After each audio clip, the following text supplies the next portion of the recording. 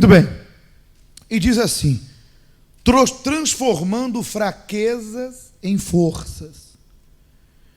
Já que o diabo não pode nos tocar, onde ele trabalha então? Resposta: nas nossas fraquezas. Ele sabe que já não pode mais nos tocar. E você vai entender em quem que ele não pode tocar. Pois estamos libertos. Mas nem por isso ele desiste de nós. Ele tenta nos destruir por meio das nossas fraquezas. Ele conhece muito bem as nossas fraquezas. Se sua fraqueza pode-se dizer uma coisa, ou é ou foi. Tá? Ele conhece muito bem nossas fraquezas. Se sua fraqueza é ou foi maus olhos, ele vai trabalhar aí. Indefinição, você é uma pessoa indefinida, de ânimo dobro, inconstante, ele vai trabalhar aí. Você é uma pessoa que fala palavras de derrota, ele vai trabalhar aí, na mente. Sexo, quando fala sexo, o sexo dentro do matrimônio, dentro da vontade de Deus, não é pecado. Mas aqui a gente pode falar impureza, fornicação, adultério, prostituição, enfim. Tudo que leva ao sexo impuro, que leva a pessoa à depravação. Sexo, ele vai trabalhar aí.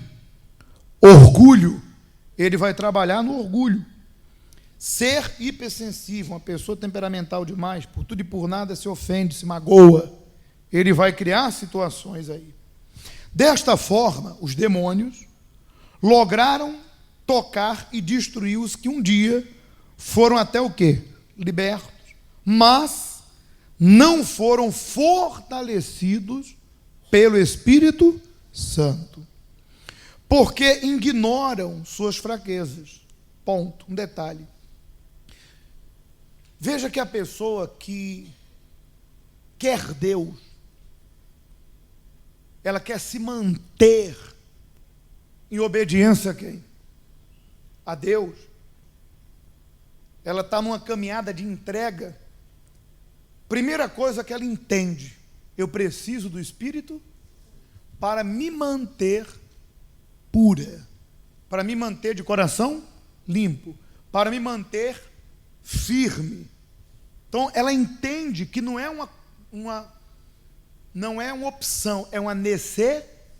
Ela entende, meu Deus, se eu não tiver o teu Espírito, que vai me dar uma mente nova, um coração novo, que vai me guiar, me orientar, eu não vou conseguir me manter. Enquanto eu estiver no calor da gratidão, enquanto eu estiver no calor da novidade, tudo é novidade, eu me mantenho. Mas o tempo é o pior inimigo. Virão as provas, as lutas. Se eu não tiver o Espírito Santo para me fazer andar em novidade de vida e me guiar, a queda é certa. Então a pessoa que está a se entregar, ela tem essa consciência, como a gente acabou de ler. Mas não foram fortalecidos pelo Espírito Santo, porque ignoraram o que? As suas. Então quem quer o Espírito Santo é porque entende. Se eu não tiver o Espírito Santo, o diabo vai me armar uma cilada, com emoções, com sentimentos, com fantasias, com desejos, e eu vou cair. Então a pessoa não quer cair, ela não quer voltar para o inferno, ela não quer voltar a ser quem ela era. Então ela quer ser uma nova criatura.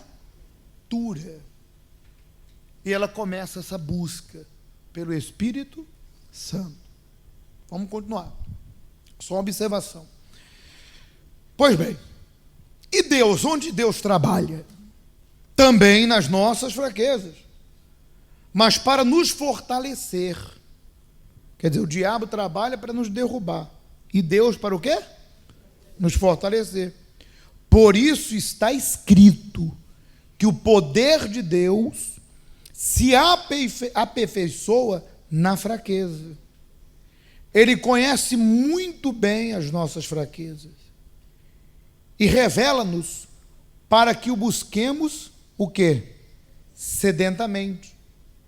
É justamente buscar o Espírito Santo. Pois bem, se sua fraqueza são os maus olhos,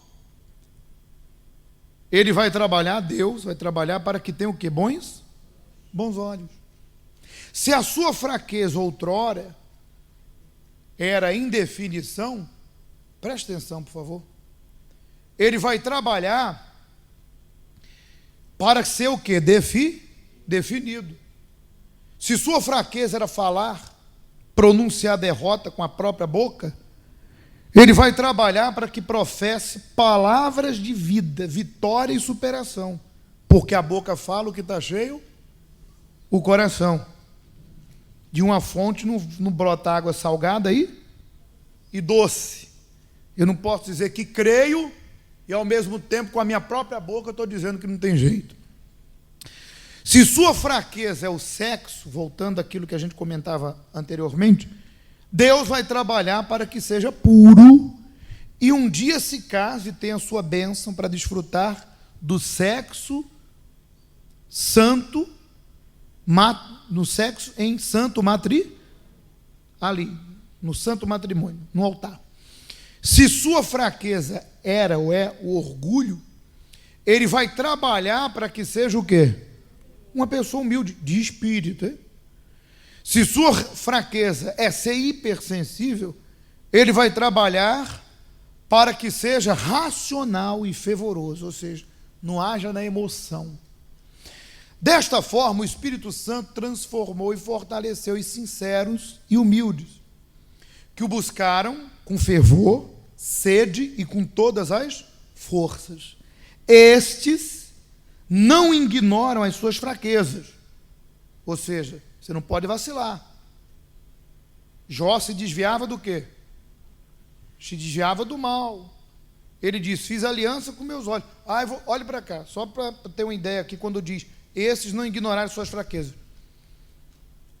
O espírito é forte, mas a carne é o quê? Eu não posso vacilar. Se eu sei que aquele lugar vai despertar a minha carne, e eu vou estar propenso a cair, eu não vou para lá. Você vê, a queda de Davi não foi porque ele saiu, olhou na varanda do castelo e ele viu a mulher nua. E ele viu que era bela. A queda dele não foi ver a mulher nua. Entenda. Porque tem coisa que é inevitável. É pecado quando a pessoa procura e fica lá fuçando pornografia e vendo que não deve. É outra coisa. Mas ele estava lá e pumba, bateu os olhos. Igual a senhora falou, pastor, vem pensamento ruim à minha mente, mas o diabo semeia. A Bíblia diz que o pecado, ele primeiro seduz e atrai, seduz, ou vice-versa. Quer dizer, o diabo vai lançar. Se a pessoa se deixa seduzir, dominar por aquilo, é aí que começa o erro. Então Davi poderia ter ignorado aquilo. Mas ele não apenas desejou, que foi o adultério, como ele mandou que trouxesse ela até os aposentos dele. Por isso que aqui diz, não ignore as suas fraquezas. Ele errou, se arrependeu, pagou, errou e não cometeu o erro novamente. Mas, por exemplo, a pessoa diz assim, olha, minha fraqueza na época era, enfim, as más companhias. E ela permite com que certas coisas e pessoas entrem na vida dela, puxando ela para aquela velha vida. Ela não evita, ela não se desvia do pecado. Negócios ilícitos. No passado a pessoa era muito avarenta, muito fissurada em dinheiro. E aí o diabo faz chegar até ela um negócio sujo. Para ganhar dinheiro o quê? Fácil. Olha ali a fraqueza dela. Se ela não quer vacilar mais, ela nem dá ocasião. Não, por favor, não quero saber disso não. Ela já sai fora. Ela conhece a sua? Não quero. Obrigado. Mas quem subestima o pecado, como é que é? Explica para mim. E aí? Ela vai dando ocasião, vai alimentando. Quando o diabo percebe que a pessoa deu a brecha, foi seduzida, ele começa a alimentar dentro dela aquela ideia. Então, cabe a mim e a você vigiar. Por isso que Jesus disse, vigiai e orai. O espírito está pronto, mas a carne é o quê? Então eu não vou estar em determinados lugares que eu não devo, eu não vou ver determinadas coisas que eu não devo, eu sei que tem certas coisas que se eu fizer, vai me afastar de quem? Eu não vou fazer. Por exemplo, um senhor, uma época, falou assim, pastor, tinha uma colega de trabalho que sempre pedia carona. Carona, bolé, né? Bolé. E Deus falava assim para ele, rapaz, se tem uma outra pessoa junto é outra coisa. É diferente. Mas como é que você vai dar bolé para uma mulher dessa? E se ela te seduzir? E aí? Só está você e ela no carro. Quer dizer, ele conhecendo a sua fraqueza do passado, o que ele tem que fazer? Vigiar? Tem outra pessoa junto? Ok. Mas não tem? Olha, por favor, não dá não. Tem condição não.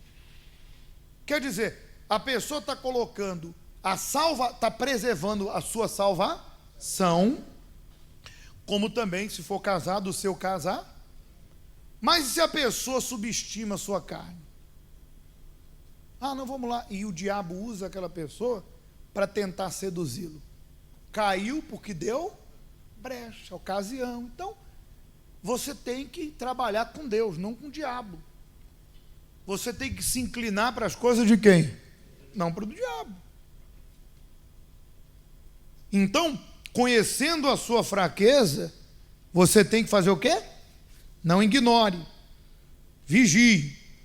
Tanto Deus como o diabo trabalham nas fraquezas.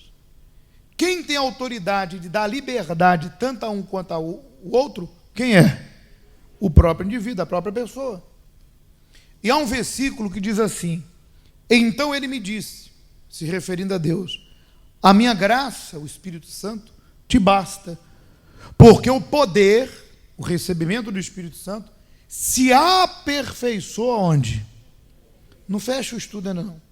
Olha só, vou explicar uma coisa para você. Quando a gente chega na igreja, qual é a primeira proposta de Deus? Que a gente faça uma aliança com Ele, entregando a vida no batismo das águas, porque quem crê e for batizado será o quê? E ali o pastor pergunta, você aceita Jesus Cristo como Senhor e Salvador da sua vida? Sim. Promete ser fiel? Sim. Eu te batizo em nome do Pai, do Filho e do Espírito? Por que aquela criatura ela vai ser imersa, né? Imergir, né? Na água e depois ela vai submergir? Porque representa o sepultar da velha pessoa e o ressurgimento de uma nova criatura.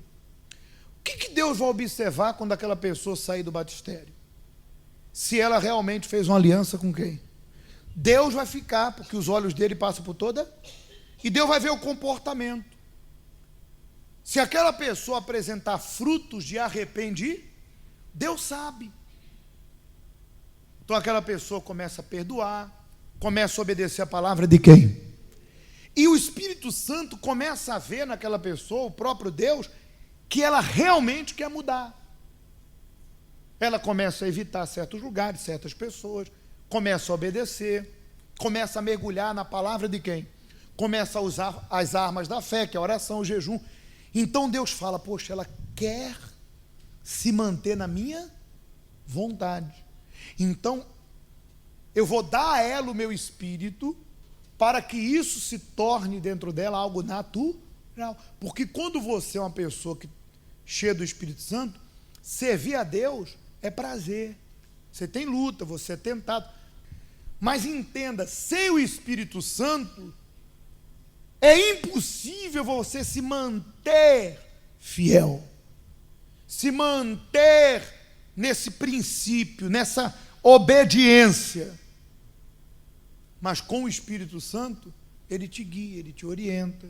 Então Deus, vendo que aquela pessoa saiu das águas, desejosa em mudar, Deus dá a ela o Espírito Santo para que ela se mantenha naquela santidade. Não significa dizer que ela não será o quê? Tentada. Por quê? Ela continua num corpo o quê? humano. Veja que quando a pessoa peca repetidamente a mesma coisa, o diabo fala assim para ela: isso está dentro de você. Mas o diabo não está errado, não. Você acha que o pecado está dentro ou fora? É óbvio, o pecado está ligado à carne. Se eu não tivesse carne, eu não sentiria, eu não desejaria, porque o pecado está ligado aos olhos, aos desejos, às vontades. Então, quando o diabo tenta te enganar, dizendo assim: isso está dentro de você, não está errado não, o pecado realmente está dentro da... Só que quando eu desci nas águas, o que aconteceu com o meu velho homem? Foi sepultado. Só que Satanás, que conhece as minhas antigas fraquezas, ele sempre vai tentar fazer com que aquele velho homem ressuscite. Então, quando aquele velho homem quiser mexer um dedinho, tá lá, tá mortinho da Silva. Mas um dedo começa a mexer. Quer dizer, um pensamento, uma ideia. Eu vou lá e... fica morto aí, miserável. Tu não vai voltar, não. Quer dizer, quando a Bíblia diz que nós somos falhos, é que às vezes você comete erro que você desapercebido. Você maltrata uma pessoa, fala o que não deveria. E às vezes é algo inconsciente. Quando é consciente, já não é falha. Aí é falta de temor, de respeito. Por exemplo, eu vou enganar ele. Estou consciente. Isso não é falha. Isso é falta de vergonha na cara. Vou sair daqui, vou fumar, beber, vou fazer um monte de coisa errada. Não é falha, é falta de vergonha na cara. Mas falha é o seguinte: você é humano. Então, no calor ali de um problema, você vai maltrata alguém, fala o que não deveria. Aí depois o Espírito Santo vem e te cobra. Pô, você extrapolou. Aí você sente aquele peso. Então você vai lá: pô, desculpa, me perdoa, olha. Ou você vai a quem? A Deus: ó Deus, me perdoa. E você não torna a cometer o mesmo erro. Isso é falha. É como uma comida estragada. Você come, o organismo começa a fazer um mal-estar. O que você faz? Vomita, porque o teu organismo rejeita. Quando você vive em santidade, você não consegue viver com pecado. Eu não consigo e nem conseguiria jamais estar aqui no altar pregando a palavra e vivendo em pecado, vivendo em adultério, vivendo em mentira, porque eu não conseguiria driblar a minha consciência. Isso seria um tormento, para mim seria um inferno. Mas tem gente que cauteriza a sua consciência, vive o inferno e arrasta essa vida por muito tempo. Aí a pergunta que eu pergunto é: vale a pena? Vale a pena perder a vida eterna? Vale a pena viver o inferno na terra? Então, se essa velha criatura está querendo mexer o dedinho, eu vou lá e fica aí. Quer dizer, eu não vou dar ocasião para ela. Pensamento vem, vontades vêm, tentações. E se a velha criatura está querendo tomar o lugar, o que eu faço? Eu repreendo. Eu oro contra isso, eu jejum contra isso, eu evito aquilo que está tentando fazer o dedinho mexer. Porque se mexer o dedinho e você deixou, aí como é mexer o quê? A mão, daqui a pouco o braço, daqui a pouco... Ó. Aí já era. É a velha história do ladrão de galinha, né? Que ele roubava e no dia seguinte pedia perdão. Aí ela roubava outra galinha, no dia seguinte pediu o quê? Aí chegou um dia que ele falou: ó Deus, me perdoa pela galinha de hoje e pela de amanhã também. Quer dizer, aí você vai seguir errando até quando? Sepulte a velha criatura. Amém? E se você reconhece: pastor, eu tenho me entregue às minhas fraquezas, então nós vamos agora servir a Santa Ceia. Pode preparar. E você vai confessar a sua fraqueza, vomitar como uma comida estragada, vai pedir perdão e vai decidir hoje mudar. Você vai tirar isso da tua vida. Você tem que fazer isso hoje. Se é uma pessoa, tu vai ter que chegar para ela e ó, acabou. Isso aí eu não faço mais. Se é uma coisa, tu vai ter que devolver aquilo ou tirar da tua vida. Se são sentimentos, tu vai ter que abrir mão. Mas você tem que provar para Deus que você quer mudar. Quem entendeu?